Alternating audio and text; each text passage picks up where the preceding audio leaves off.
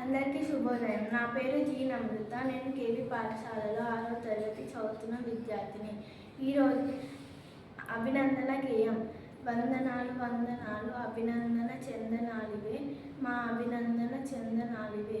శ్రమదాచని హాలికులకు, తలవంచని సైనికులకు, భరతమాత పురోగతికి ప్రాతిపాదికలకు గనులు. వందనాలు వందనాలు అభినందన చందనాలివే, మా అభినందన చందనాలివే. పుడమి తల్లి పులకింపగా, రుద్దిరం స్వేదము కాక, పసిడిని పండించునట్టి ప్రగతి మార్గదర్శకులకు వందనాలు వందనాలు అభినందన చందనాలివే, మా అభినందన చందనాలివే.